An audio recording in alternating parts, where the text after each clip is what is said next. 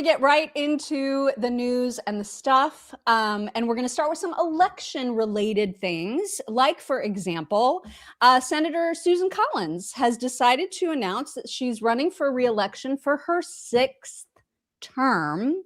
But let's just take a little trip down memory lane, if we could.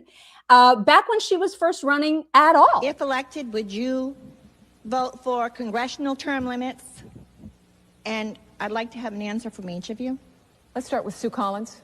I do support term limits, and I have pledged that if I'm elected, I will only serve 2 terms, regardless of whether term limits law, a constitutional amendment passes or not.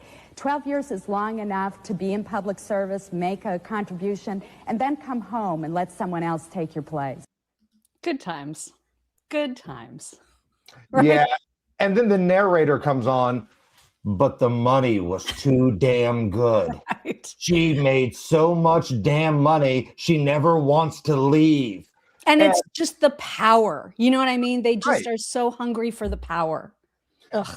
And here's the thing, though. As much as we all look at Susan Collins and Murkowski as some of the outsider Republicans, the ones we always have to worry about getting squirrely, I feel like it's one of those situations where be careful what you wish for, because it could be worse. And I hate that that's where the bar is, right? Yeah, that's true. It could be worse. Ultimately, I think she has come around on like the SAVE Act and a couple of other things, which if that were somebody that had a D next to their name, that's not happening.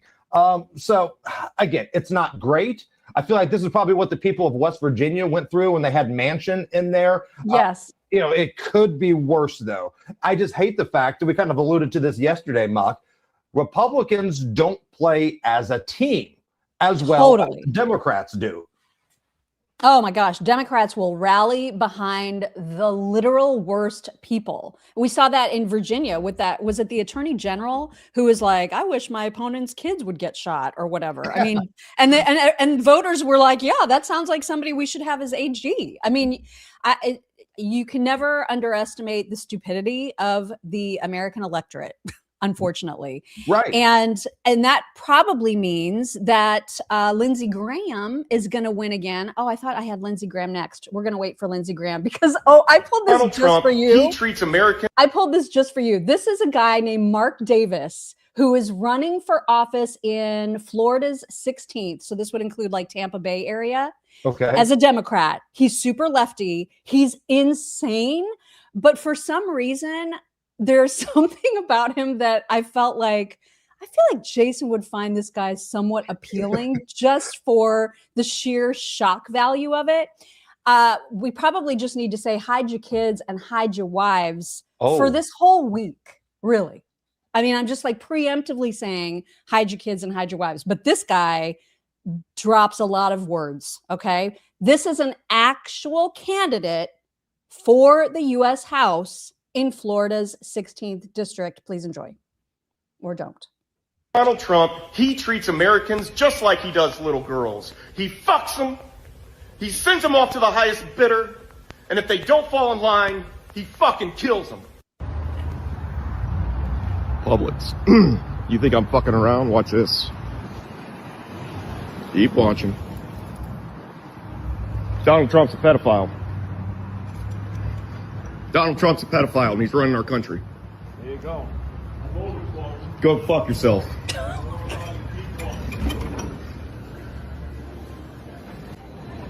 Keep watching. This is Publix in the middle of Redford. Good morning, Florida! Donald Trump is a pedophile!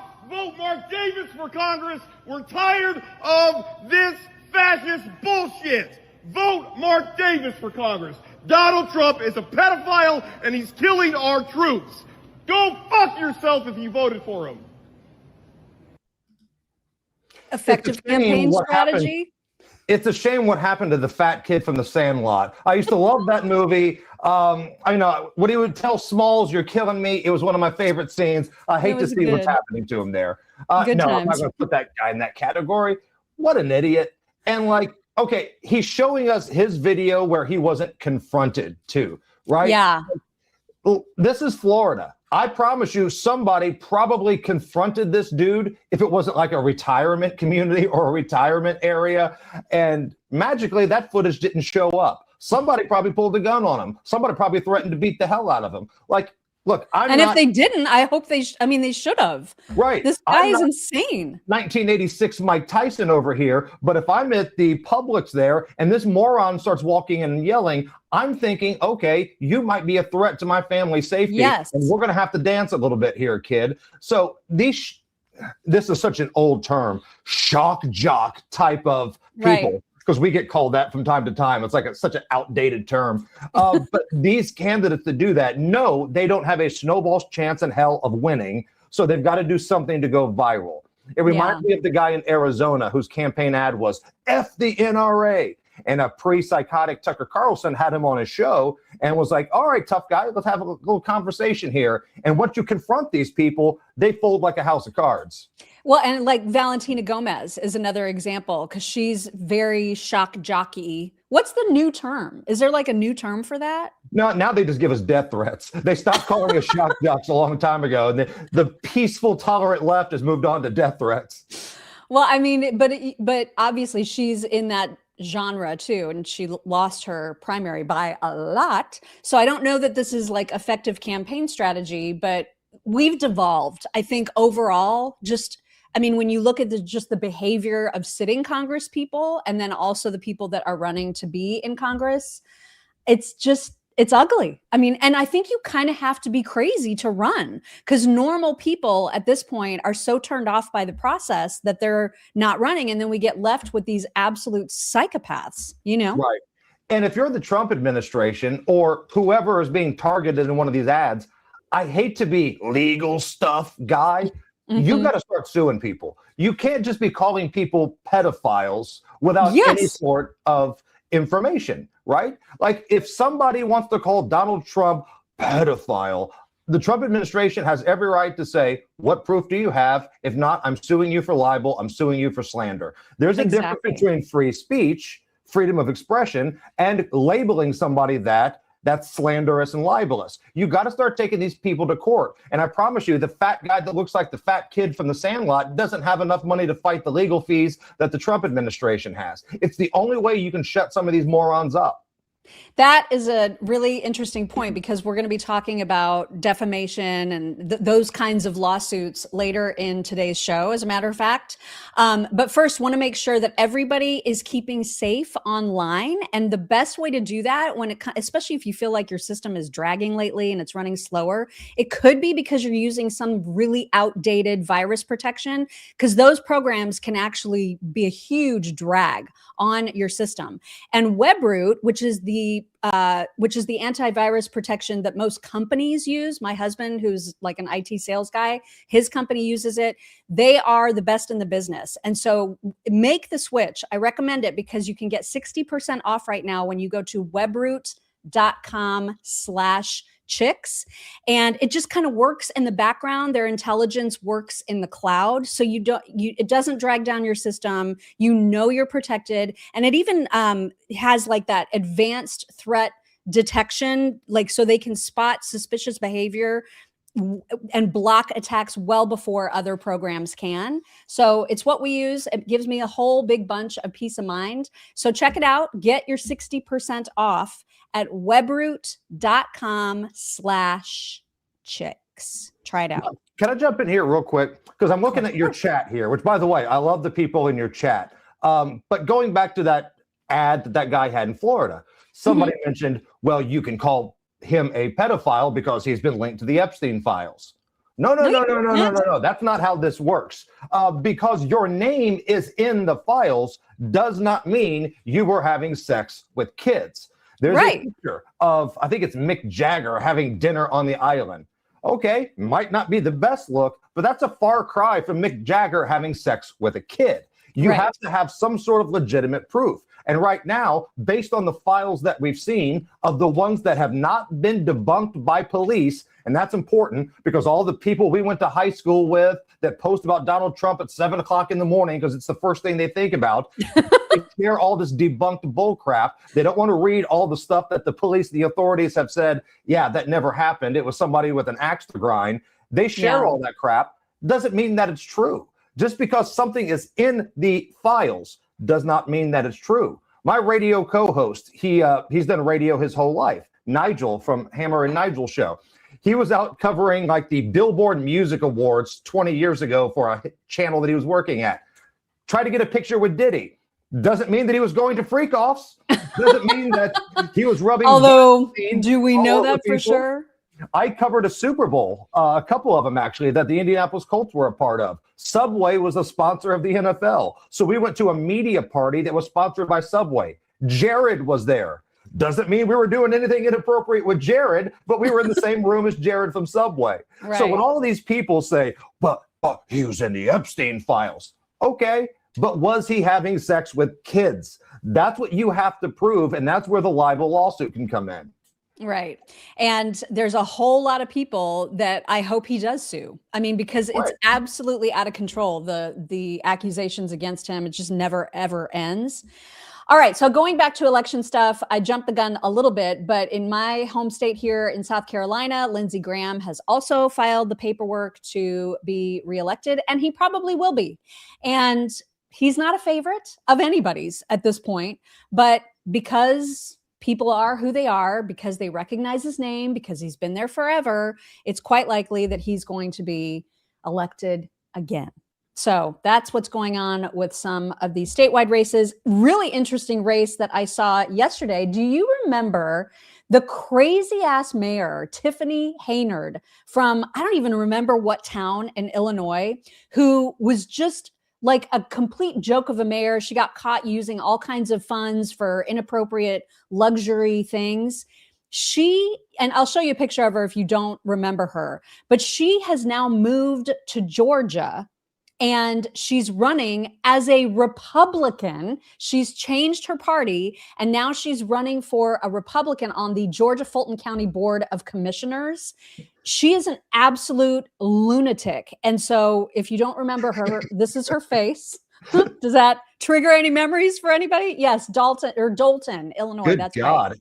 If she's here, who's running hell? Look at that thing. Ooh. And I think she may be, I could be wrong about this, but I think she may be running unopposed on the Republican side, which is horrifying because people who are just tried and true Republicans, just red-blooded, they're going to go and be like, okay, well, never heard of this girl, but she's the Republican, so I'm going to vote for her. And it's entirely possible that she will hold elected office yet again. This is something you and I have talked about quite a bit. This is why people need to take their local elections just as serious as their national. Like every 4 years, everybody gets their panties in a twist about the presidential race or maybe even the midterms. But the people that are going to screw you first are the people like that pop up in these off-year elections, or in this case, maybe a midterm year election, but it's certainly not a major headline race. It's the judges, it's the school board people, it's your local mayors. These are the people that are closer to your wallet than anybody else. They're closer to your kids than anybody else. So for all of these groups that go out and protest in the streets and riot and throw mostly peaceful bricks through windows, how about a little bit of that same energy for your local elections? Because if you don't pay attention to it, that's how you get stuck like, let's say, Minnesota. That may be the worst governor-mayor combo of anybody in the country. You got old balls Tim Walz, tampon Tim, and then you've got little guy Jacob Fry.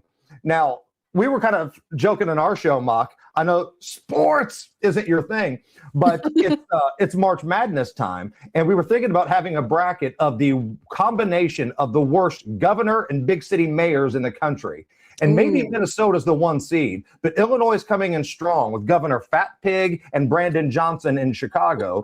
Then you go out to California, you've got Greasy Gavin and Karen Bass, who's willing to let everything just burn to ash. Bass equals ash. There's a lot of bad governor, big city mayors. New York, I mean, compared to some of these people, Kathy Hochul looks like the breadwinner, but then here comes Mandami off the top rope delivering an elbow. I mean, these local elections are why you've got to get out there and take them as seriously as Orange Man bad in the presidential races. It's true. And it's also a good lesson for people who vote straight ticket, because in this particular circumstance, you may think I'm doing my party duty or whatever, and not know that you're actually voting for some complete psychopath like Tiffany Henyard when you're voting straight down a ticket. You got to know who is on your actual ballot. So very, very good lesson there. We talked yesterday about who we're favoring for president in 2028. We were talking about, is it going to be JD? Is it going to be Marco? Interesting tweet that I saw about that yesterday from Will Staken, who said some GOP donors, and this is according to ABC News, are already quietly mobilizing behind Marco for 2028, plotting ways to boost him over Vance, including a draft Rubio effort after the midterms. So I like the fact that we've got options, though. This isn't a bad thing. Like, I don't know why Republicans feel like, well, what if it's not Vance? What if it's not Rubio? Look at the options we got here. Now, compare that to the clown car you're about to see for the Democrat primary debate. You're going to have Gavin Newsom up there. You're going to have Kamala Harris, the cackling queen, probably back up there again. Mayor Pete and Chasten cheering in the front row. I'll take this bench over that bench any day of the week and twice on Sunday. Like, if you want to get into additional candidates, I don't think they have a chance, but Ron DeSantis is a good number 3 as anybody in the country. I'll take this bench. I like having options. Let's do that. No, I totally agree with you, but I also am very hugely conflict avoidant. So I hate primaries anyway. You know what I mean? Because it just forces people on our own team to fight against each other, and it always gets ugly, and I just hate it. But yeah. Didn't Daisy have a little thing for Marco Rubio, if I remember right? Didn't Daisy have a little crush? Just at this point, definitely we both do. Like, he's our guy. We're actually pulling for Marco already. And that's even if Governor Ron DeSantis gets in the race, because I think Marco has proven himself just in a phenomenal way over the past couple of years. And he's a leader. He's grown into being a true leader. And I'm feeling Marco for this. I'm feeling it. Have you ever seen the movie Space Jam, Mock? It's been forever. Okay. But yes. So the original Space Jam, not the crappy one with LeBron James. The way the Monstars get their power is they take a basketball, they put their hand on it, and all the power and all the basketball skills go into the bad cartoon characters. I wish we could do that kind of with this Republican field, because I think each one of these guys has a different power. And if you could harness that into one candidate, we'd be in business here. Because of the 3 that we mentioned, JD Vance, Marco Rubio, Ron DeSantis, I think JD Vance is the best on a debate stage. JD Vance can make you look like an idiot and do it in the most calm way. Like the meme of him just kind of looking into the camera and Tim Walz is making an idiot of himself. Yes. So good. Marco Rubio, he's got the foreign policy. He's very calm. He's a decent looking guy. He's got the experience now. But Ron DeSantis may be the best at governing. He's horrible at campaigning. He's not a good campaigner. Like his presidential race, he got in late. It was a train wreck. I don't know what that was. But in office, I don't think anybody can disagree. Florida has been the leading force 100%. In conservative values in this country. He's the best at governing, which might be the most important skill. True. And you're right, because we haven't seen JD actually be in a position of true leadership. And Ron DeSantis, of course, is the gold standard. I mean, everyone who's smart, who's a Republican governor, watches what DeSantis does and then follows suit, because he's the one leading on basically every front. So you're right. It is a really, really good bench. And that's the good news. And we should just take the good news where we can get it. Yesterday, we also talked a little bit about Cuba and how Cuba is kind of next on the list of Donald Trump's conquests, we should put it, because we'll have some audio from him later where I'm just like, wait a minute, what are we doing with Cuba? And now it is becoming a little bit more of an emergency, what's happening, because we saw news yesterday that their entire electric grid has just undergone a total collapse, and it is in full blackout for the first time ever since the U.S. blocked oil flow to the country. Marco is in talks, obviously, with Cuba. I don't know who in Cuba. It's certainly not their top leadership, because that's who the problem is. But in any case, Cuba is looking real sketch. Here is a news report about the grid. And breaking news into CNN, Cuba's electrical grid has suffered a complete and total collapse. This is according to the country's power operator. It's the first nationwide blackout since the U.S. effectively shut off the flow of oil to Cuba. Zoinks! That's bad. Yeah, like I said yesterday, I think the United States can walk and chew gum at the same time. But in this case, I would prefer it not to. If you're going to go all in on Iran, and that's what I'm told, we're all in. This is 40 plus years in the making. This is our chance to finally get it right. The world's largest state sponsor of terror. I get all that. Focus on that. Let's focus on that. Let's pick one fight at a time here. That's just where I'm at. I know folks in your chat may disagree, and I don't disagree that the United States military could not handle this, but I want all resources to end Iran as quickly as possible. Ending this as quickly as possible is important to me. No, I think that's important to everybody, especially everybody that, counted on Trump to be the peacetime president, really, really wants this to get wrapped up, wants all the things to get wrapped up. I would love to see Cuba taken care of in exactly the same way that Venezuela was, just like literally overnight, and everything is much, much better now. So I guess we'll see how the talks with Marco and whoever it is that he's talking to go. We'll obviously keep an eye on that. And before we talk about Susie Wiles and her health news, I wanted to talk about Bon Charge. We've shown you the face mask, the red light therapy face mask before, which is so nice, so good for brightening your skin. But they also have this handy thing. This is literally a red light therapy baseball cap, you guys. And when you wear it, they say that red light therapy is really, really good for hair loss and or keeping what hair you do have. So this is like follicle stimulating. You don't feel anything. It's just red light. It's got the tiniest bit of warmth, and it's got its own self timer. So when you wear this, it will turn off, I think it's after 10 minutes, maybe 15 minutes when your treatment is done. And so that is meant to help you retain your hair, help you grow your hair. The red light therapy for the mask is so soothing. And they even have like a full body blanket, like a sleeping bag, where you can your whole body can be in there and get the benefits of red light therapy. It's amazing. And you can get a discount, of course, because you're part of our audience when you visit boncharge.com/chicks and you use code chicks. You'll get 15% off site-wide, you guys. So no matter what you pick, you're going to get a 15% discount when you go to boncharge.com/chicks and then use code chicks. Ma, can I ask you a question real quick here? Sure.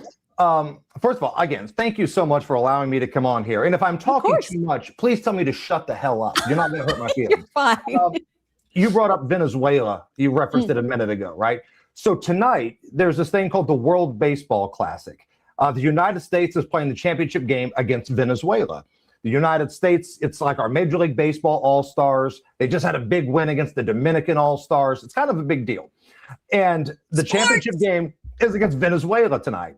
How badass would it be if the Trump administration put a cuffed Maduro sitting in the front row so all the Venezuelan players have to look at it when they're going up to bat? Try to get in their head a little bit. That would be something. But you know what? Now that you mention it, like, what's going on with him? Like, is he just sitting in a jail cell waiting for court? Like, what's happening? I haven't even heard about where he is or like where he's being kept or when the next court proceeding is. I've just completely blocked that out. I have no idea. hell, he's probably living better now than he was back in Venezuela. That may The be true. quarters might not be as nice, but you got guaranteed electricity and all that stuff going on. So it wouldn't be too bad, I guess. I'll have to look into that and we will report back.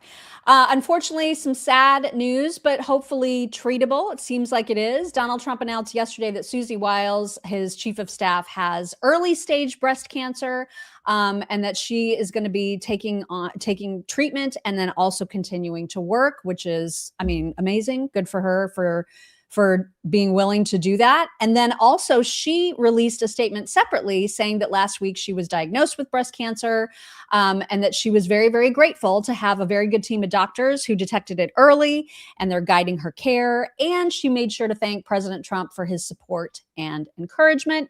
So obviously we wish Susie Wiles the very, very best.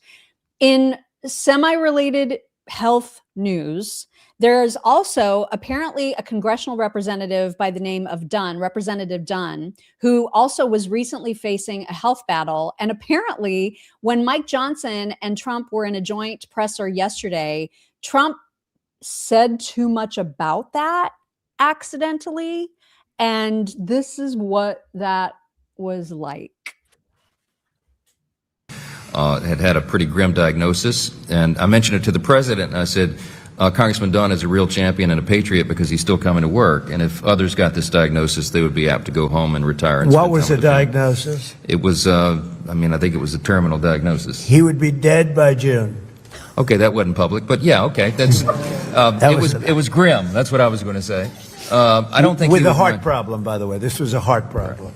So the long story short, the president called him to encourage him and thank him, and they had a conversation, and the president mentioned in the course of the conversation, you know how to get my doctors involved, and they did, and within a number of hours, they took him to Walter Reed, emergency surgery. The man has a new lease on life. He acts like he's 30 years younger, and he walked into the conference meeting, and we thought we'd seen a ghost, and I spoke with him over the weekend, and he's encouraged. Awkward. Oh, no. I don't think there was any ill intent. No, totally not. Trump and Johnson were trying to show how much of a badass this guy is, how much of a fighter. He's coming to work with this diagnosis. Most people wouldn't do it. But you know what? All right, so we're going to laugh at Trump for this, he's going to die dead by June. But Johnson, you could have simply said, well, let's not talk about that. I don't think his family wants that out. Johnson dove right in because I don't know. He's afraid to tell Trump to calm down just a little bit. So if you're going to laugh at Trump, you got to give Johnson crap too. It's true. I think he was caught off guard and was trying to. I can't imagine being in that position because you don't want to piss off Trump. You never want to be on his bad side. But yeah, that was kind of awkward. And so I thought I would share it so that we could all feel awkward together. I love awkward moments like that because I feel like that brings people together, right? Because we've all done ridiculous things. Great moments and awkward moments history. To this day, I still remember that season of American Idol where Ryan Seacrest tried to give a high five to the blind guy. You remember that? The blind guy that sang his ass off and advanced to Hollywood, and he's backstage and he's moping around and he can't find his family. And Ryan's like, "Hey, buddy, congratulations!" Gives him a high five, and it's up there. And he's just looking at him. Oh my gosh, I totally put that out of my mind. And now it's just right back in there. It's got a new file location. Thanks, Jason. Also, and totally unrelated to election news or the news that we've been covering, did you hear that Jasmine Crockett's security guy got shot? Did you see this? This guy, how he was even a part of Jasmine Crockett's security team. This is amazing. So this apparently there was like a shootout it was a SWAT team standoff because this guy was driving a car with stolen US government plates. He was using a fake name. He'd been wearing fake police uniforms, pretending he was a federal agent. He created a whole fraudulent business where he used fake information to hire actual cops for off-duty jobs. And then he gets into a shootout with police and now he's dead. This is who Jasmine chose as her personal security guy. Fake is the key word here, because that's what Jasmine Crockett is. Like, we've all seen the video by now of how she started her political career. She was having conversations like regular people, wasn't trying to be a stereotype of anything. And then that got her kind of far, but then she realized she could really get headlines and go viral and move forward by being a Temu version of Cardi B. So that's when she started really ramping up the ratchet and hanging out with like some of the other radical lunatics and tried to advance her political career. And again, there's a ceiling on that too. Not everybody's AOC. AOC is kind of like the unicorn when it comes to this kind of stuff, because she's a fundraising machine and she's somewhat charismatic. Like her or not, smart or not, she's charismatic. True. The rest of these folks aren't that way at all. And we saw that in this primary race. We haven't really heard too much from Queen of Eyelashes ever since she got her ass handed to her in that primary. She's been very quiet up until that point. Couldn't find, a camera she didn't want to talk to. And now she's almost like in witness protection. I know. She's been very, very quiet, which is definitely unusual for her. Okay, moving on. We're going to talk a little bit about the two pressers. Trump was on camera a lot yesterday, taking a lot of questions from the press. And in the first gathering, he not only talked about Susie Wiles, who was present, but he also talked about just updates with what's going on in Iran. And there's concern, obviously, about the Strait of Hormuz being closed off to ships that are carrying oil, obviously, and whether or not our allies are helping us with the Strait of Hormuz. And Trump has reached out to our allies, as he should, and they are being less than receptive, at least some of them. So he was asked specifically about what allies were problematic and which ones were helping. And they talked about France in particular. And I just thought it was so funny the way that he talked about France. Here he is. President Macron about the coalition to reopen the Strait of Hormuz. Yeah, I have spoken to him. He's been on a scale of 0 to 10. I'd say he's been an 8. Not perfect, but it's France. We don't expect perfect. Are you confident that France will help with the reopening of Strait of Hormuz? Yeah, I mean, sure. I think he's going to help. I mean, I'll let you know. I spoke to him yesterday. Not perfect, but it's France. I mean, what can you expect? You can use that excuse for anything, right? If you have a crazy story about some weird guy with a mustache that smells like beef and cheese doing something inappropriate, it's France. Like that excuse, I feel like flies with a lot of stuff. And the underrated part of that video that you just showed, Susie Wiles next to him, she's trying to keep that straight face, but she's also cracking a smile a little bit. The whole time, like no matter what they were talking about, that was her face the whole time. Because she's probably always like, oh God, oh God, oh God, oh God, oh God. What is he gonna say? Right. She's probably just always on guard. All right. So before we move on to more of the presser, because we do have more sound bites to get to, and also what he said about Keir Starmer and the UK helping out, I do want to remind everybody about our sponsor, Cozy Earth. You guys. This is my newest blanket. Oh my God. Oh, Cozy Earth. Look at that. I know. Okay, so I already had the bubble cuddle blanket, which is similar. It's got like this amazing furry feel, but it's got like these sections, like there's more stitching. This one is just one solid giant piece of heavenly, amazing, furry, soft warmth. You guys, it weighs a ton and it's not even a weighted blanket. Okay. It's just that thick.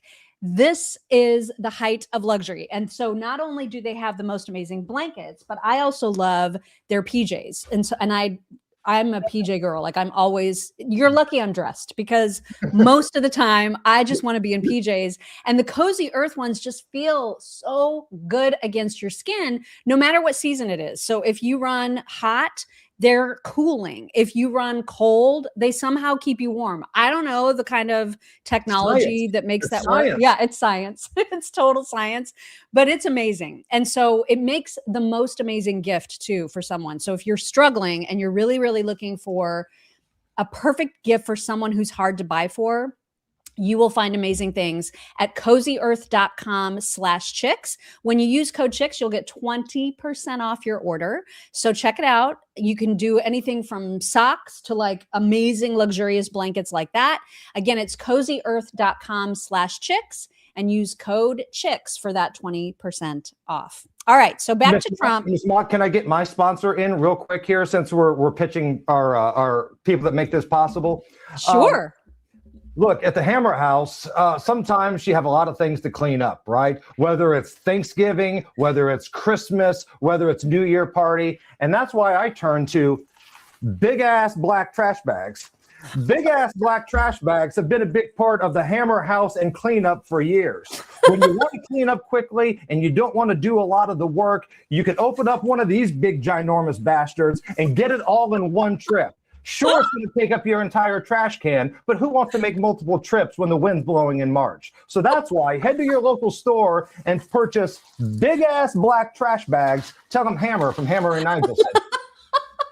Is that the official name? Is that what they're really called? Big-ass black trash bags, yes. Okay, I'll be looking for them. All right, so back to Trump and the NATO allies who he's reached out to for help. He wanted to make it clear, we don't need anybody, okay? Like, we're the best in the business. We're the best that anybody's ever seen, accordion hands. And then he also threw in a dig about the UK. Here's what he said. We don't need anybody. We're the strongest nation in the world. We have the strongest military by far in the world. We don't need them.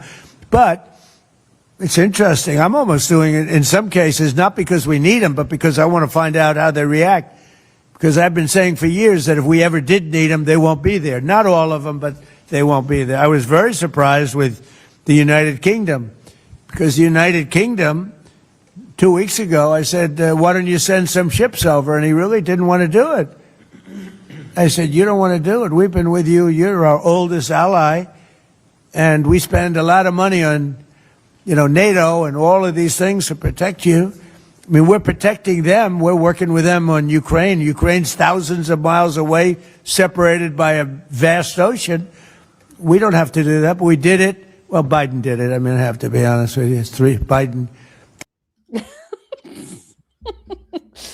I just love him. I mean, he's so Trumpy, and he's so right when it comes to all of these NATO allies. Like, where are they when you actually need some help? You know what I mean? We do all the things for them, and they're just nowhere to be found. And you definitely cannot rely on Canada, because Canada is very, very busy doing things like this. They are lighting up the CN Tower with teal in honor, this is real, of International Long COVID Awareness Day. Tackling the hard issues in our friends to the north. I mean, you cannot make this up. You can't. You cannot make this up. But this is what Canada is spending their time on. There was a second presser in the afternoon where Trump signed an order like creating the anti-fraud task force that he's been talking about for a couple weeks now, that JD Vance is going to lead. And so there was like a whole presser about it. JD Vance was there. I think Stephen Miller was there and others. And so Trump announced it by talking about the border. So these two really smart guys are going to be, hopefully it's going to be JD's. This will not be like a Kamala where she was put in charge of the border and she never went there, JD, right? You promise? I promise, sir. Remember, Kamala was put in charge. She was the border czar. She never went to the border. She never called any of the great border patrol. The border patrol testified. We never spoke to her in 4 years. And that was a disaster. But this is different. This is a different group of people. He also wants to make sure that part of this task force does work on Ilhan specifically. Ooh, okay. I know. I'm in favor of this. I am totally in favor of it. And he called her out by name as he was announcing the task force. Here's what he said. And Ilhan Omar, I hope this is part of it, but she married her brother, supposedly. I mean, there's a lot of documentation. That means she's here illegally and she's a congresswoman. And I hope you're going to be looking at that, or somebody is, all right? because she's one of the ringleaders here. She's bad news, really bad news. She's so bad for our country. He's right. He's Totally. right. But place your bets. Is anything going to happen to Ilhan Omar? Gun to your head. Your mortgage money's on the table. Is anything going to happen to Ilhan Omar? Dang Nope. it. No. And we all know what the answer is. We might not want to admit it. It goes back to the conversation we had yesterday. When these statements happen or when these hearings happen in Washington, we get awesome sound bites. We got people like Trump ripping on Omar, and we're like, that's what I would say if I were president. And nothing happens. You get some trash talk, you get some threats. You get threats.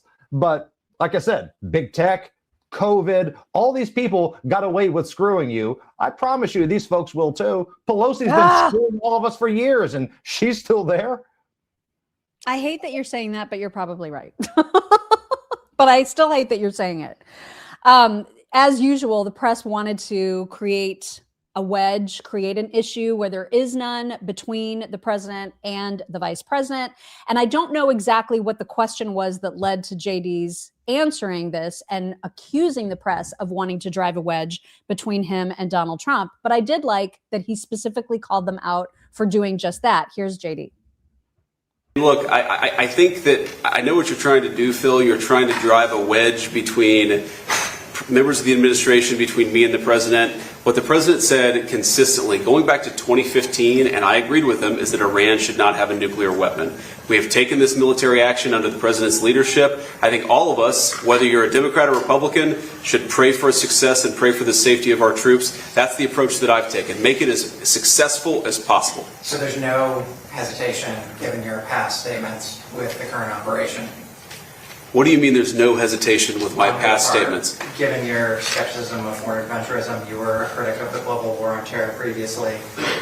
Well, I think one big difference, Phil, is that we have a smart president, whereas in the past we've had dumb presidents. And I trust President Trump to get the job done, to do a good job for the American people, and to make sure that the mistakes of the past aren't repeated. Absolutely. Thanks, sir. Look, JD's been great, but here's the simple thing, and I have, some people, I don't want wars. I want wars less than almost anybody. Peace through strength. I was so glad he said that at the end, because I think people forget. Yeah. They assume that Trump is somehow got the same level of bloodthirst that Lindsey Graham seems to. Trump doesn't want that. He is literally trying to prevent future terror attacks, future, Islamic regime takeovers. He's trying to prevent a real true World War III.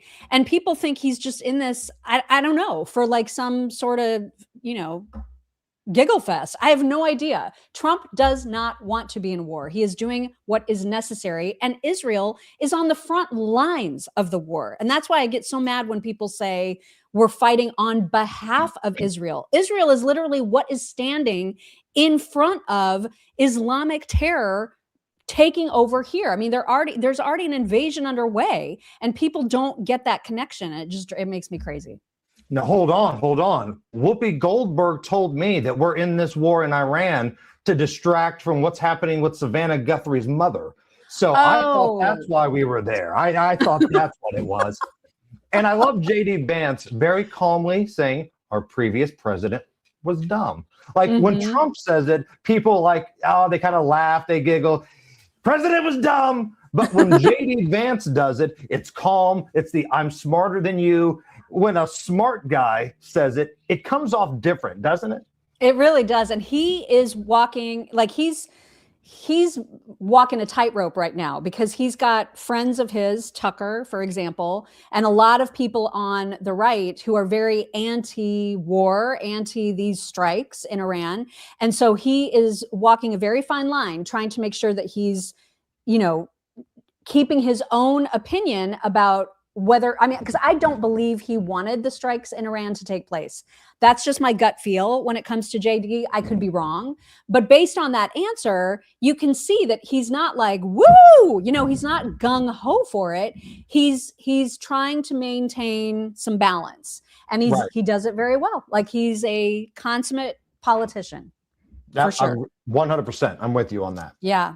So there was also a moment where Trump was asked about Cuba, and he has a very Trumpy answer to this question about Cuba and what's to become of it. And it's causing a lot of dialogue, shall we say, on the internet. Here's what he said. You know, all my life I've been hearing about the United States and Cuba. When will the United States do it? I do believe I'll be having the honor of taking Cuba. That'd be good. That's a big honor. Taking Cuba. Taking Cuba in some form, yeah. Taking Cuba. I mean, whether I free it, take it, I think I could do anything I want with it. You want to know the truth? They're a very weakened nation right now. They were for a long time. Very violent leaders. He's going to take it.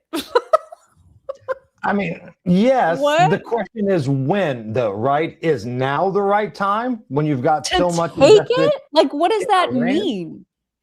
I mean, who's going to stop him? Like, and is there going to be pushback, right? Who's going to say, please, no, do not take this country that doesn't have electricity or a functioning government right now? That's the last thing that they need. Well, maybe it's the first thing that they need, to be honest with you. I don't know. But like, does he mean that now Cuba is going to be the 51st state? Like, what does it mean to take it? You know what I mean? Right. Right. I think we're going down that Bill Clinton, what does is means conversation. What does take it mean? That's a good question. I don't know.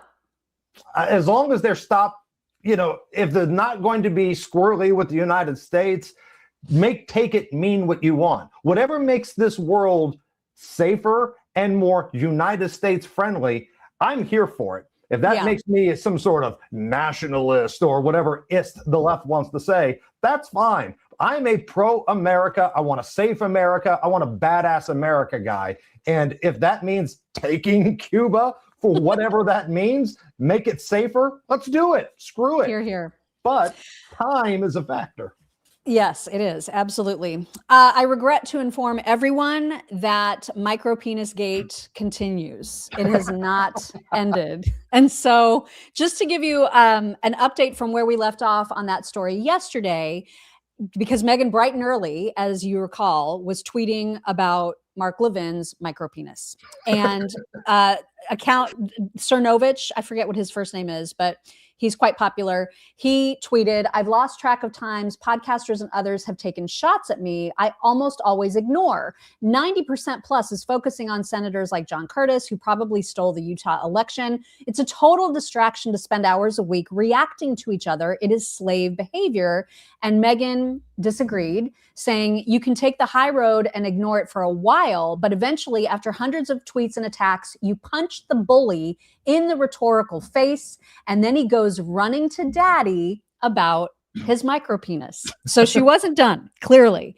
And then, to make matters worse, Marjorie Taylor Greene decided to mix herself up into the fray. And she tweeted in support of Megyn, saying, I wholeheartedly support megynkelly telling the world that Mark Levin has a micropenis. It is the most deserved insult, and I don't care if it's vulgar. And Trump's gigantic defense of Levin only enraged the base more. People are done. MAGA destroyed by micropenis Mark Levin. So they just cannot let this go. And Dana Lash was like, what is even happening? So she said to Marjorie Taylor Greene, why are you obsessed with some dude's junk? I guess this is how the week starts. And then she says, everybody else is worried about the very real Islamist colonization, and the no enemies to the right mean girl squad is over here gossiping about male copulatory organs. Did Jezebel hire new writers? Which I absolutely love that. And then Marjorie Taylor Greene, who, of course, is very popular with the mainstream media now that she's anti-Trump. Everybody considers her this expert. Same people who made fun of her forever are now bringing her on to be the expert. And she was on basically saying to whoever this, I think it's CNN, whoever the CNN gal is, she's saying, most everybody agrees that we're fighting in Iran on at the behest of Israel. And then this reporter was like, everyone? And then she was forced to backpedal a little bit, which I just thought was so amusing. Here is Marjorie. Why would an American president lead his political party into the midterms, waging a full-scale major war, completely unprovoked on Iran, on behalf of Israel? And that's the way most Americans see it. They see this is for Israel, not for America. So is that what you're hearing on the ground in Georgia, where obviously there are a lot of Trump supporters where you are? Are you hearing from them that they believe President Trump is doing this on behalf of Israel? Bring us there. It's actually very split, and it's split along generational lines. Okay, so it's not most everyone, Marjorie. It's actually just her Twitter followers at this point. And Large Marge, let me make one thing perfectly clear here. Can I call you Large Marge? There's no doubt in my mind this Iran conflict, war, whatever you want to call it, is going to be over sooner rather than later. There is no way this is going to stretch out until the midterms. Maybe some states having primaries, but this is not going to be going until November. Now, if it is, that's a big problem for Trump. That's a big problem for the Republicans and everybody that signed off on this. But I got a good feeling we're a month, maybe two or less of this thing coming to an end. I don't think this is going to have that much of a factor in the midterms. I really don't. We live in such a short, news cycle world right now. True. It's a headline one day, it's back page the next. I think by the time midterms roll around, we're talking economy, we're talking, common sense people against socialists. That's going to be the big debate. ICE and border security, that's going to be there. And maybe the war in Iran will be fourth, fifth on the list, depending on what's happening. I just don't think it's going to be that big of a deal by the midterms. I don't. I hope you're right. I think you are right, and I hope that that's true, because it's obviously in everyone's best interest for this to be ended sooner rather than later. Tucker, his official Tucker Carlson Network Twitter account, also released like a very newsy sounding tweet about the micropenis. Oh, I'd come like on! You to read this if you would. Do you want me to read it as Tucker or just as is? Ooh, if you can, yeah, that's even better. Well, megynkelly is a new nickname for Mark Levin, micropenis Mark. We have no way to know whether it's really small. I can't see it on my screen right here. Oh, I'm sorry. Do you want me to do it? Yeah, go ahead. My eyes aren't as good as they used to, and when I'm trying to do Tucker, I need to focus, and I couldn't do it. I'm tapping out. I'm sorry. No worries. No worries. So what he said is, we have no way to know whether the title is rooted in truth, but Megyn's claim could explain why Levin is always so gung-ho about starting foreign wars. Insecure men love causing violence. It's their only way to feel truly in control. This week's First Morning Note newsletter covers the latest in Kelly and Levin's nutty Twitter feud, the soaring costs of the Iran war, how the criminal justice system let last week's Old Dominion shooting happen, and more. Available below. That's what Tucker said. Like, this is a real news story now, is how this reads, which I just find absolutely ridiculous. Is this a real news story? Like, no. Or is this podcasters doing WWE stuff to see who can one-up each other to become the headliner at WrestleMania, to see who can be the headline speaker at CPAC? Like, is that what this really is? It's so crazy to watch how twisted and all the twists and turns that the podcaster wars are taking right now. And we're just sitting over here like enjoying it from the sidelines and marveling that this is consuming so much air in the room. You know what I mean? Like, it's absolutely amazing. And Megyn spent a good 15 minutes of her show talking about the micropenis yesterday. And so I clipped just a few bits of it that I thought were of interest to point out, because, man, she cannot let it go. You guys, she just cannot let it go. And that's Mark Levin. So since October of this year, he has been coming for me relentlessly. I mean, relentlessly, in the most vile and disgusting personal terms possible. I mean, this is like a 70-year-old man. He's in his like mid to late 60s or 70. Senior citizen with the show on Fox News on the weekend. He never made it in the prime time. You spend 5 minutes watching his show, you'll see why. He was not primetime material. We used to laugh at him behind the scenes at Fox because he's constantly red in the face and spitting mad and angry. That's his shtick. That was really, really interesting because if you go back to when Mark was on her show just 2 short years ago, it wasn't just like, I appreciate you being here. It was downright fawning over Mark Levin. Watch this. It's truly an honor. It's like there are certain people, and it's a very small list, who I consider appointment viewing. And it's like, whenever I see you, I stop. Whenever I see Mark Levin clip, I stop. Whenever Mark Levin has a book, I read. It's just, there is such a small collection of people who are truly brilliant and honest. You're honest to a fault, and you're not just some partisan hack. You chart your own way. You've been there. You were in the Reagan administration, chief of staff for the attorney general at the time, expert on the Supreme Court. So I want all of our listeners, I'm sure they already know that, but pay attention. You're going to learn something over the next hour. That's bad. That's bad. Had she not had that clip right there, I think a case could be made for her fighting back. Okay. Now, please keep an open mind here, because I've made it clear I don't like any of these people. Like, I really don't. I am in the middle. I don't like her. I don't like him. It's not my thing. But a case could be made of her fighting back. If you're in favor of the United States finally going after Iran after 40 plus years of bull crap, then in theory, you should be okay with Megynkelly fighting back against Mark Levin after all he's done and all the trash talk. But that clip right there takes away everything about that. That clip right there, her fawning, I think you said the word, fawning all over him, that takes away all of her credibility. Everything is out the window. Well, and it's not the only clip of her saying, just gushing over Mark Levin. There's another one that we showed on our show a few weeks ago that was very, very similar. And so it's, it's you don't get to be that way and then expect people to believe you when you say, oh, we were all making fun of him at Fox. So were you lying to his face, or are you lying to us? Because those are the only two options.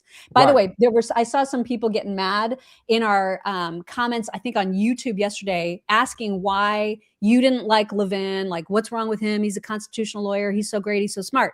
I'll just say personally, and you can answer for yourself. But for me, as I said yesterday, I appreciate reading him. I find him intolerable to listen to just because of his voice. That's just a me thing. Like, I have nothing personal against Mark Levin or what he thinks. I generally agree with him, but I cannot listen to his voice. I just can't do it. I think his delivery is phony. Like, I'm coming at you from a guy that's been a professional broadcaster since I was 18 years old. Now, the word professional might not come off today, as I've got a headband on and a shamrock suit and a T-shirt that says caution may contain alcohol. But I've been doing this kind of stuff since I was 18 years old. So I kind of feel like I got a good grasp on who's legit, who's speaking from the heart, and who's speaking like a theater kid who's been coached up. Mark Levin probably does believe the things that he's saying, but the way he delivers it is so over the top. Again, to me, he comes off like that guy in Office Space that has people skills. I've got people skills. What the hell's the matter with you? Like, it's so forced. I think it comes off as phony to me. That's just me. Okay. Maybe I'm the Lone Ranger.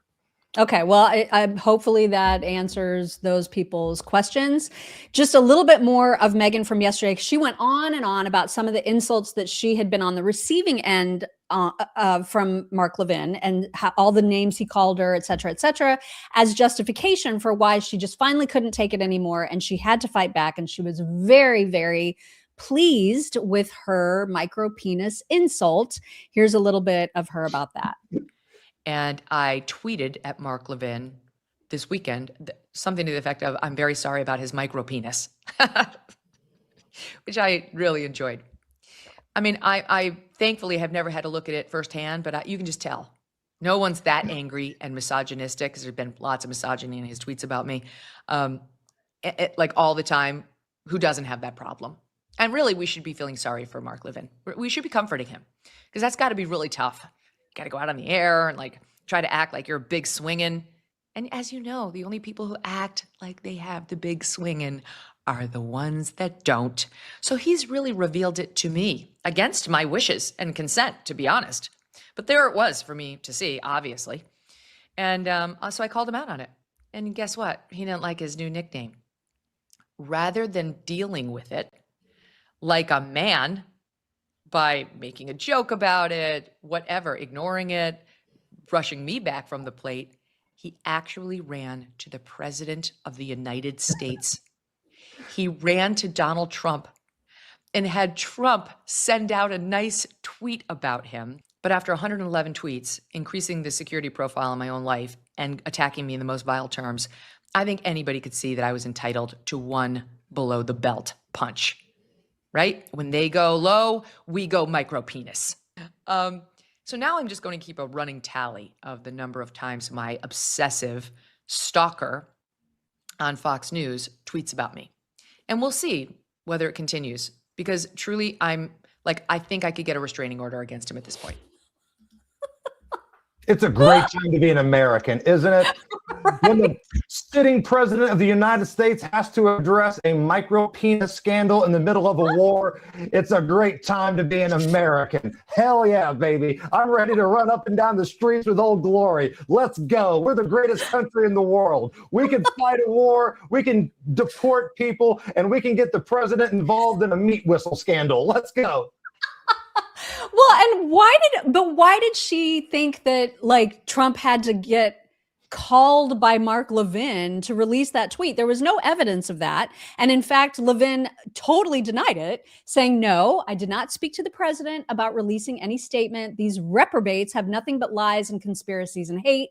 And the more they talk and post, the more people have had enough of them. They'll eventually dry up and blow away like those who have come before them.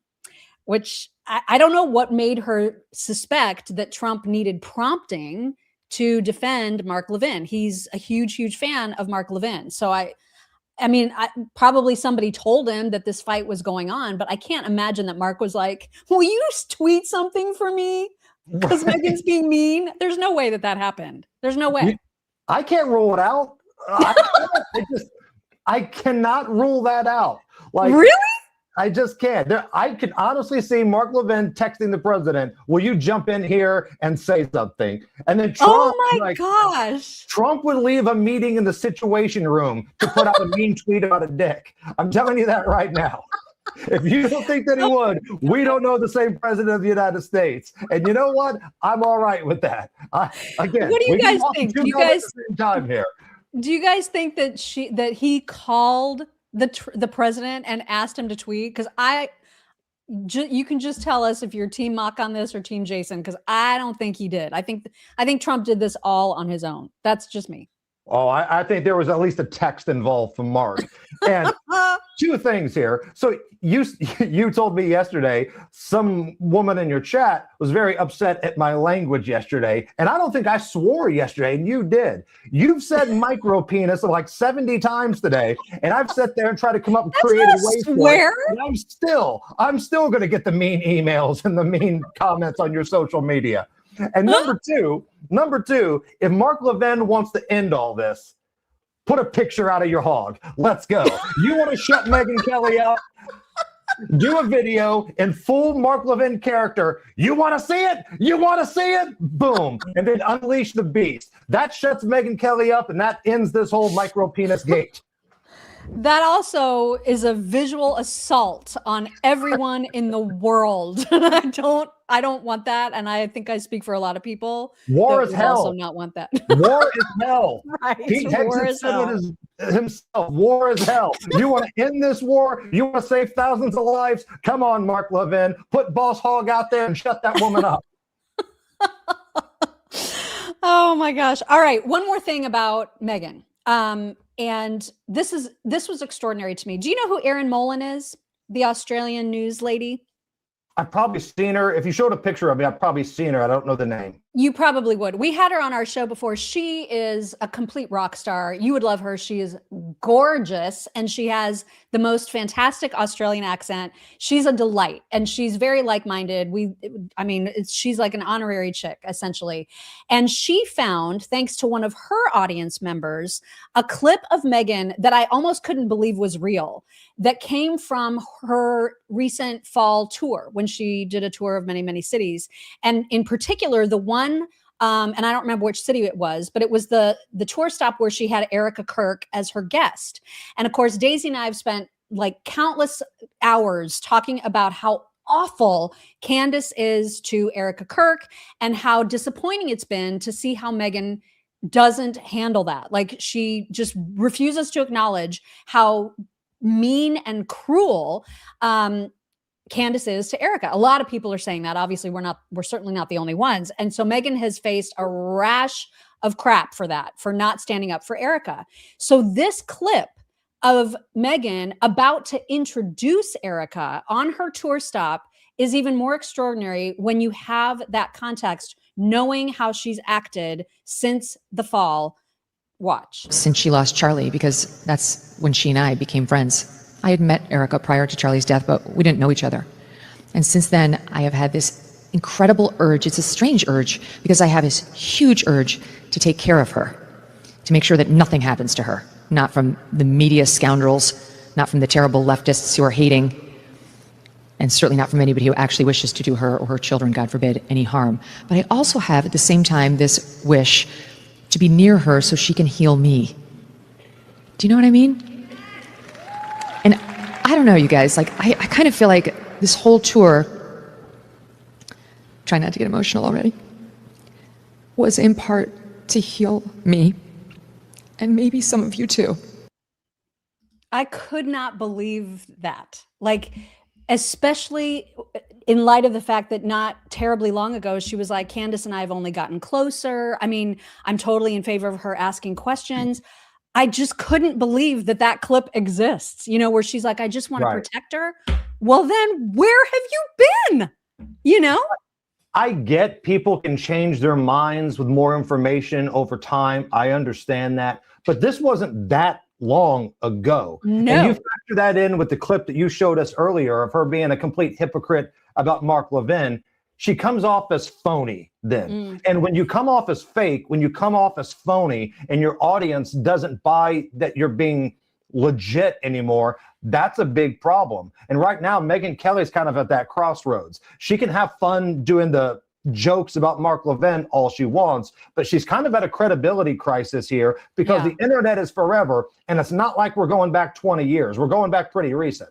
Yeah, that's why it was so stunning. I mean, to see that, because I had not seen that clip before. And when I saw it on Aaron Molin's feed, I was just like, oh, wow, that is incredible, especially because she gets all emotional. And I'm just like, what? How is this the same person? What happened to her? And it gives me, like, it validates how disappointed I have felt, like how let down I have felt. Because again, Megyn, like, I always used to call her my North Star. I just always agreed with her. I always respected her, even if I didn't agree 100%, but I mean, like, most of the time I did. And I just felt like she was such a force, such an authority on so many issues. And then to watch this has been just, it's been heartbreaking. And like, I'm still not over it. Like Amy Jo, like Daisy's always just like, I'm over it. I can't stand her. She's dead to me, whatever. For me, it's been like a true mourning. Like, I really, really am just so disappointed because I loved her. I just loved her, Jason. See, and this is the problem where you get into this, worship probably isn't the right word, but fandom of your certain favorite media personalities. When they have an opinion you don't like, or they say something stupid, it kind of feels almost like a family member has said it. And now because you've supported that individual, now you feel like you've been let down a little bit. And look, that might be over the top, but that's what people like Megynkelly sign up for. That's what the Ben Shapiros, to an extent, it's what you and Daisy sign up for. I'm sure there are a lot of people that are your fans in the chat right now. You've probably said something they disagree with, and they're like, oh that's totally. But it kind of goes with the territory, though. Yeah, I mean, and for sure, we've lost all kinds of people who disagree with that. And that's part of it. You know, it's fine. But at least I feel like we have been the same people that we've always been. You know what I mean? Like, you're not going to be able to go back and find, at least I don't think so, over our 17 years, a complete transformational shift in thinking about things that isn't well documented. For example, I know people used to give me all kinds of grief because I wasn't on the Trump train initially when he first ran and came down the escalator, and I was like, oh my God, this is never going to work. This is never going to happen. And then, he was not my guy in the primary. He wasn't even my guy when DeSantis was in the primary, because DeSantis was my guy. But I think it's been very clear how I've evolved, and also said, man, I was wrong about that. And like, I'm all the way on the Trump train. You're not hearing that from Megyn. And that's, I think, what's even more disappointing is that she just attacks instead of recognizing, hey, maybe my critics are actually right. Maybe I need to evaluate my own behavior on this. Maybe I am being hypocritical, and she just will not. And I think that's what's more disappointing than anything else, I think part of being a good host or even a good person is admitting when you were wrong and then explaining why. Like, I don't know if Megynkelly has done that. Now, I'm not going to sit here and tell you I listen to her show every single day. I don't, but it doesn't appear like she's given enough of a reason as to why she went from, oh, Mark Levin, when I hear you, I stop what I'm doing, to micro penis, like in a very short amount of time. And the Charlie Kirk stuff 8 months later to where we are now. Unless she's got some sort of inside information that she believes, but she's not really leading on, that's a tough sell for your audience, because you're trying to sell yourself. You're selling your credibility. And somebody in your chat said it earlier, it comes off as disingenuous. It comes off as phony when you don't do a good enough job explaining why you've changed your mind. Exactly right. We're going to save some stuff for tomorrow about the latest people that Candace is fighting with, but I do want to talk a little bit about Carrie Prejean Bowler, because she has been absolutely calculating how she can get the most fame and notoriety out of her entire meltdown at the Religious Freedom Commission. And now, you guys, I regret to inform you, she has a documentary coming out. Today is March 16th, the day of the Religious Liberty Commission hearing in Washington, D.C. I was supposed to be in the room today, fighting for all of you. But after being wrongly removed from the commission because I stood for my religious beliefs, I won't be there today. While I might not be there in person, I have something very important to share with all of you. I am directing and producing a new documentary titled Mandated by Faith. This documentary is one of many to come. This is just the beginning. I will be sharing stories from Americans like you from across this country who are facing religious persecution and having their religious freedom attacked. No American should ever be punished for expressing their sincerely held religious beliefs, including the COVID nurses who served on the front lines for all of us, only to lose everything for following their deeply held religious beliefs. Many of you have reached out asking how you can help. We are working now to finish this documentary, but we need your support. Please consider donating to help us complete this film and continue telling these important stories. Religious freedom lives on, and we the people will never surrender our rights. The fight is not over. I'm just getting started. So that's happening. Please send her money. Send her money, you guys. You couldn't get me to watch that if my TV were spitting out $100 bills. You couldn't get me to watch that if Sydney Sweeney showed up in a string bikini and put the computer screen right in front of me. You couldn't get me to donate that thing if it was the last movie in the world. No. I know. Okay, you want to make a documentary? Fine. You want me to pay for it too? Oh, so we're going full PBS here? No. I'll go watch, the World Baseball Classic. I'll go watch March Madness. I've got other options that I'm already paying a cable bill for. I'm not going to fund your documentary. No. And my question to you, Mock, is who's gotten more out of their 15 minutes of fame? This Prejean chick or the Haktua girl? Who got more out of their 15 minutes of fame? Prejean, Haktua? Is Haktua still podcasting? I don't know, but she just had a boob job. I do know that. Okay, well then I mean that if she's still podcasting, because didn't she get swallowed up by the Bill Maher whatever, the media company that he owns? Isn't her podcast part of his network? First of all, I saw what you did there, swallowed up. Second of all, I'm not sure if that happened or not. She went away after that crypto scandal. She got busted trying to rip people off on crypto. I don't even think she knew what she was doing, but she was a part of it. And then she went away for a while, and then she came back. She went away a cute girl, but then she came back some big, buxom, like well-assembled thing. And, she's trying to make a comeback. Well, if she's still, like, the fact that you even know anything about her still means that she's kept that 15 minutes going pretty well.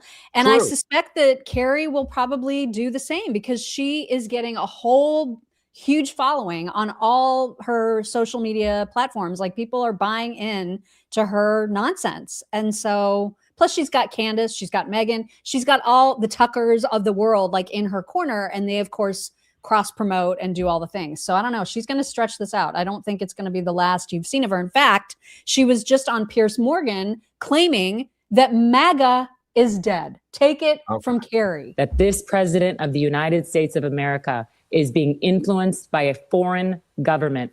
And MAGA, let me tell you right now, MAGA is dead. It is deader than dead, and Americans are furious. We do not recognize President Donald J. Trump anymore. Is it just me, or did her voice sound really deep there? Like she sounded like Bane from Batman, like wearing the mask. No, MAGA is not dead right now. No. There are some fair questions to be asked, though. When Trump is no longer on the ballot, will the Make America Great Again movement, the MAGA movement, be able to survive? And it won't be killed by Democrats. It'll be killed by swamp monster Republicans. If anybody's going to kill MAGA, it's going to be right on right crime.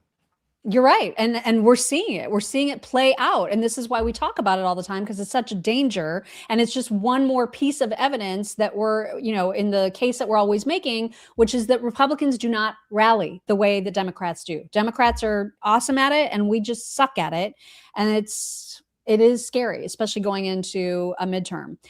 But speaking of leftists and how awful they are, Joy Reid actually tried to suggest that the United States and Iran are basically equally tyrannical, just in different ways and for different religions. You guys, this is real.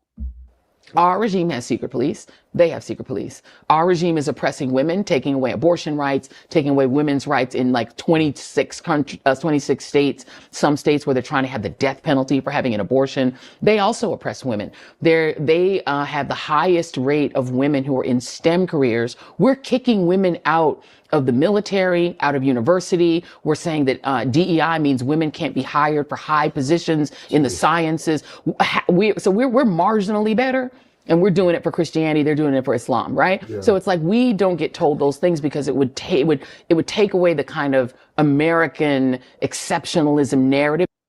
Wow. All right, Mock. So I'm going to defer to you on this one as the lady on this program, as the chick, because if I say anything super negative about Wesley Snipes there in Demolition Man, I'm going to get called some sort of ist. So I'm going to let you drive the boat here.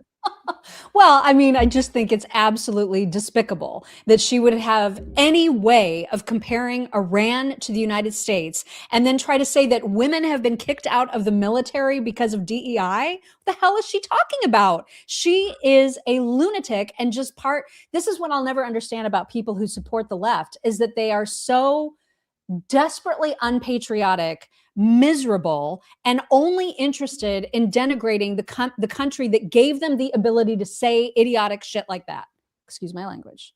But she makes me rage, and it's disgusting. Oh, it's all in the name of American exceptionalism. Yeah, bitch, we are exceptional for all kinds of reasons that you have taken advantage of, that you've been blessed by. And you're going to compare us to Iran? Oh my gosh. Take every seat, all the seats. Right. We'll make a trade. You send me an Iranian baddie. I'll send you Joy Reid. Yes. And a player to be named later. Maybe we can throw Keith Olbermann in this deal and we'll call it even. How about that? Joy, if you hate America so much, if you think there's no difference between Iran and the United States, there's no difference between living in America and living in Tehran, then how about we do a little switcheroo here? We can make a reality show out of it. Yes. In fact, I know just the people to trade. How about some of the soccer players from Iran? Now we saw that I think 7 of them had claimed asylum, and now I think there's been at least 3 who have withdrawn their asylum claims because their families are missing, or they know that they're likely to be tortured and or killed because these girls had the balls essentially to stand up to the regime. I mean, and that's what makes me so angry is I see a story like that. And then I think about what Joy just said. And I'm like, how are we even living in the same country when her attitude towards the United States is like that? It's like unthinkable to me. It's unthinkable. Anyway, moving on before my blood pressure gets out of control. You know who Jerry McConnell is, right? Is he from Stand By Me? Jerry O'Connell. Yeah. He was Jerry that O'Connell kid in Stand By Me, who later developed to a good-looking guy that married Rebecca Romaine. He went from the fat kid to marrying Rebecca Romaine at one point. Okay, then I am thinking of the right person. So he was on Bill Maher's like basement pot smoking podcast that I never remember the name of, and it did not go well for him. Like, and he's a super lib, but Bill just absolutely obliterated him on every single topic. It was embarrassing. I highly encourage you to watch it just because it was so, I mean, it was such a beatdown. And then in this unbelievable moment, because Bill was calling him out for just being like, you're embarrassing. And because he was so wishy-washy, he wouldn't, he kept dancing around all the topics instead of just saying the things. And finally he admitted why and proved himself to be the biggest cuck on the planet. I almost couldn't believe that he admitted this stuff out loud. And Bill's reaction is perfect. Please enjoy.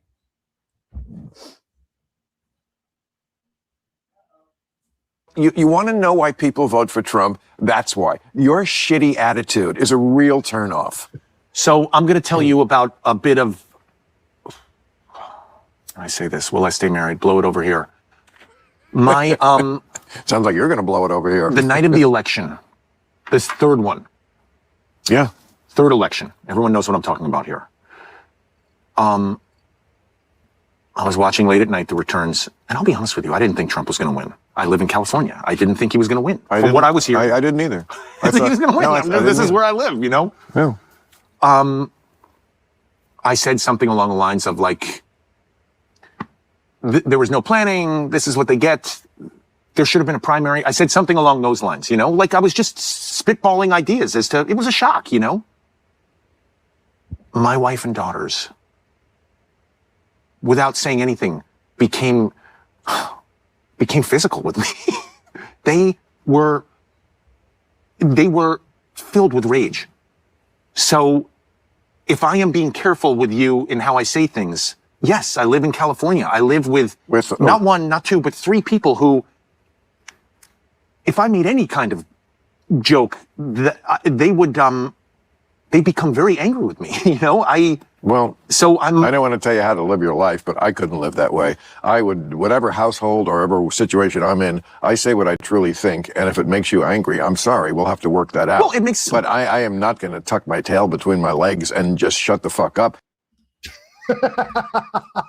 I mean, good for Bill for just setting him straight, hopefully, in that way, because that was embarrassing. Right? That was, wow. Tim Walz thinks that guy needs to man up just a little bit. Right?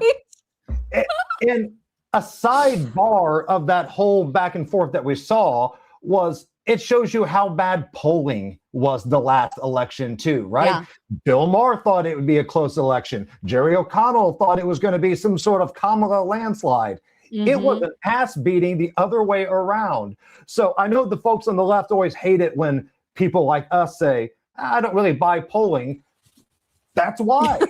Stuff right there. Like you thought it was going to be a landslide for the cackling queen, and it was an electoral college beatdown. Like, not that it matters, but the big vote, the popular vote went to the Republicans' way, and it's designed to go to the Democrats. Again, it doesn't matter, but that's how much of an ass beating it was. The Republican, who's the biggest lightning rod you guys have ever seen, won the popular vote. That's how bad and how off the polling was the last election. I know. It's so amazing to me that he openly said, I'm being cagey and not saying what I actually think because I'm going to get physically beaten by my wife and daughters. Like, that's essentially what he said. And that was, I mean, what a humiliating appearance for him. Big yikes. Yeah, Big why yikes would to you that. go on that show, right? You know, and do that? Because listen, I'm not all in on Bill Maher like a lot of people are. I do feel like he's got some good thoughts. I do think the party has kind of passed him by, but I would argue Bill Maher helped create this current type of party. He was at the forefront of the Trump derangement syndrome, and now he's like, whoa, whoa, whoa, it's gotten too far. Well, you kind of helped create it a little bit. So That's I'm not true. all in on Bill Maher like a lot of people are, but you got to know going on that show, he's going to push back on you, and you come with something weak like that, you're going to get embarrassed. And he did. I think it was a humiliating appearance for him. And I hope he is smart enough to have regret about it, because damn, that was bad. All right, we've got some fun things. Brandon Russo back with 3 new clips for you. I'm just going to let them play in a row. Well, maybe I won't, because I want to hear your comments about them. So here is the first. I thought he was incredibly handsome. I love his body. Like, I really am very, very attracted to his body. I love his proportions. I'm glad you found him. I can't imagine how hard it was to actually snatch him from the chocolate factory. Mock, you know your way to my heart. I'm a sucker for a good Willy Wonka and the Chocolate Factory reference. That's strong. I could do a full 90-minute podcast with you with all of the things wrong with that movie, from Grandpa Joe to the fact that the wrong kid was given the keys to the fortune. But that's for another time. But that's fantastic. All right, here is round 2. 8 months pregnant, it says. #blessed. There is a 67-year-old man in there. You are 800 months pregnant. I hope the baby was healthy. I hope so it doesn't too. appear that the mama is. And that's something. I hope the baby's healthy. That's all I'm going to say. Okay, that's probably wise that we just leave it there. Here is the last one. I don't know how to process what we're seeing. Literally, if ladies and gentlemen was a person. Right? Like, that was such a feminine face, and yet Right? like a really ripped guy physique. And my brain is broken over seeing that. It looks like if you asked Grok to create a ripped Pee Wee Herman. Like, because sometimes if you go into Grok and you don't upload a picture, it'll come up with some generic person. Yes. Well, that's not what I was looking to create. If you just asked Grok or maybe ChatGPT, that's what it would look like if you said, give me a ripped, possibly gay Pee Wee Herman. Not that Pee Wee was overly straight, but you know what I'm saying. Right. Well, in honor of St. Patrick's Day, the final talk that we have for today is from Garen the musician. If you don't follow him, I know our audience does. He's amazing. He's an Irishman who's got an incredible voice, incredible musician, but also freaking hilarious and highly inappropriate. So once again, if you haven't already hidden them, hide your kids, hide your wives, because here's Garen talking about what I think it's Chicago does for St. Patty's Day. The Americans are fucking at it again, dyeing the river green. I still can't believe that America is actually in real life. Like, America is a place that you can actually go. Some people fucking live there. I'm confident that can't be true. This is just attention seeking now. Do you know what we do in Ireland for St. Patrick's Day? We wear a green t-shirt. That's it. And we drink a lot, but that doesn't really differentiate it from other days. And what about the fucking fish? How are they feeling about all this? I know it's fish safe day, but the salmons must be awful fucking confused. What the fuck, lads? I shouldn't have that fucking mushroom. I'm freaking out, boys. I feel like I'm underwater. I get it. You're fucking Irish. You don't need to be so aggressive with it. Subtle Irishness is so much sexier. Look at Paul Mescal. He's so undercover as an Irishman, he's not even ugly. If you really want to honour St. Patrick, throw a load of fucking snakes in the water. See how you enjoy that authenticity. Anyway, follow me. I'm delicious. He is delicious. I have mixed emotions on that because on one hand, hilarious and right. I love the snakes reference because that's really what St. Patrick's Day is about. But on the second hand, you don't get to lecture me as an American when you sound like that. Like if I'm afraid you're about to steal my Lucky Charms, you don't get to give me a lecture on where I live. So maybe pump the brakes there just a little bit. I can't be mad at him. I just love him so much. I can't be mad because most of the time he's making fun of Irish things. You know what I mean? Right, so right. This is an Irish holiday. So I get that he gets to poke fun a little bit about the Green Rivers or whatever that was. I'm such the red ass American, right? I'm, like, no. You don't get to come and sound like that and talk to me. I don't remember which Grown-Ups movie it was with Adam Sandler when the girls are out there by the pool and the real buff guy comes walking by and he's got the super high-pitched Canadian accent and it ruins everything. That's kind of what that was right there. That's like anytime David Beckham talks, it is a complete letdown because he's such a beautiful male specimen. But then he talks and it ruins everything, because he's got such a high voice. It's awful. All right, on to a couple reviews that we'd like to share from Apple Podcast platform. Please leave one if you haven't already, and we will share it eventually. Wendy in Snow said, cracking me up daily. You two are hilarious. I watch on YouTube, but thought I would boost you here as well. Disappointed in Megyn Kelly as well. So she feels us.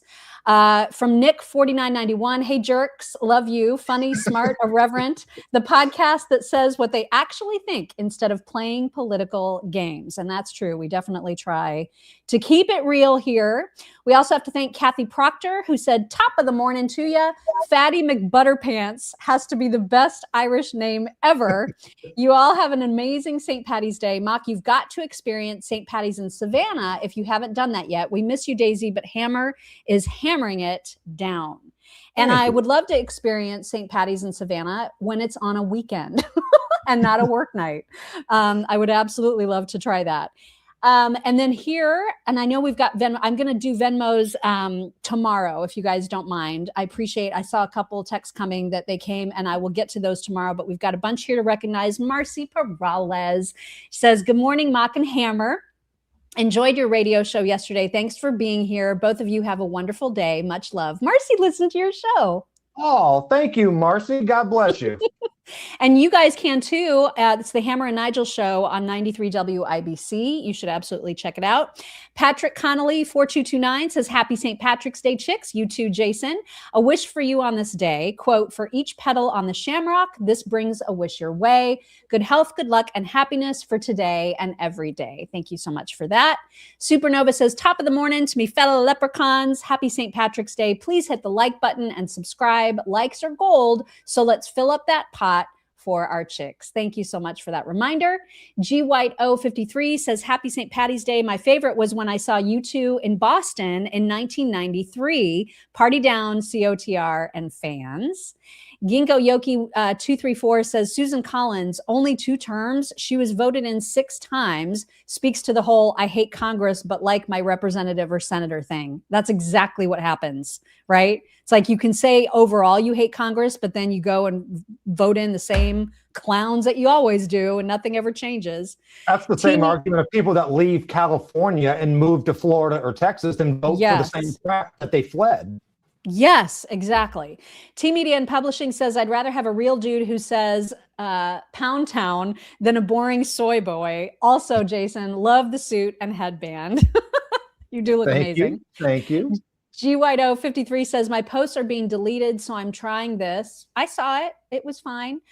Shannon Pope 875 says, as a thick-skinned Gen Xer, Jason is my favorite fill-in ever. I hope Daisy has a great time, but this is going to be a fun week. Happy St. Paddy's.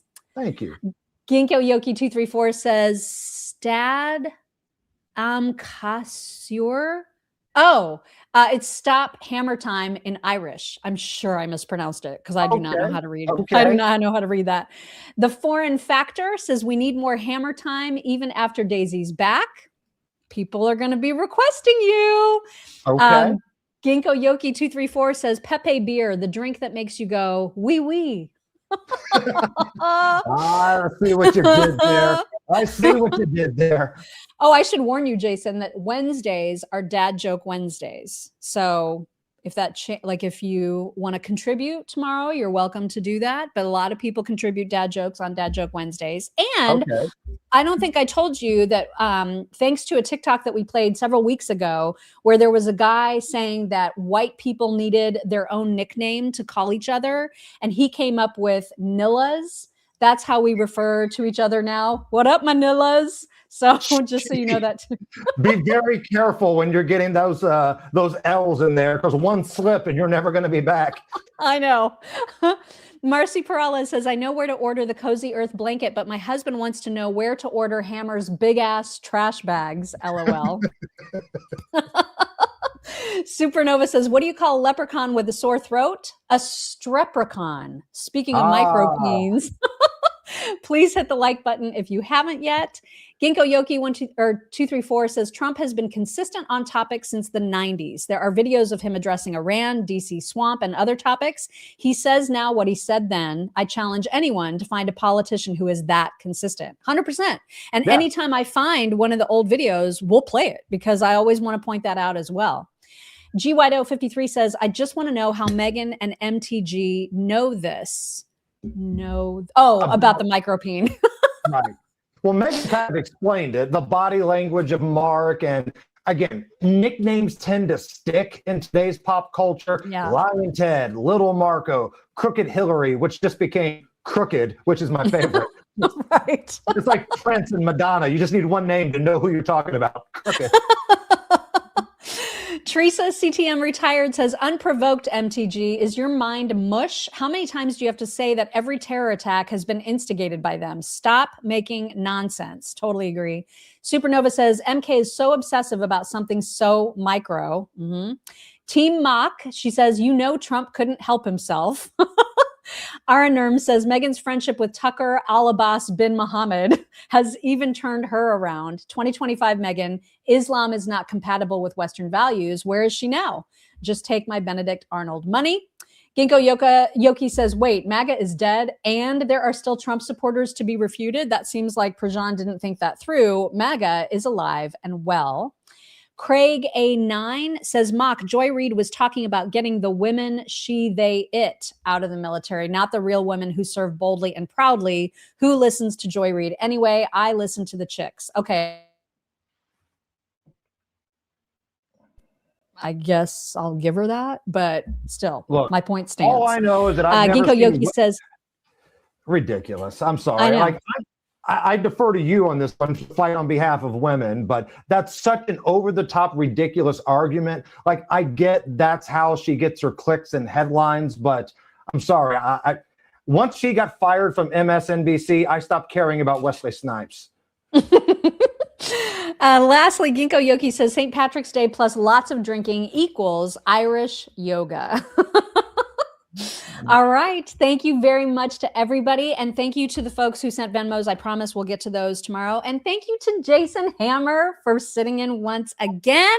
Let people know how to follow you. So you can find me on all the social media platforms. My personal account is at Jason Allen Hammer, ALAN. My show account is Hammer and Nigel. Facebook, Twitter, Instagram. And during my afternoon show in Indianapolis, which is 3 to 7 every day, we have a chat just like this. So if you guys want to come on and rip me or talk about how awesome Mock is, you can jump on and do that during my show in the afternoon. Just look for WIBC's YouTube channel.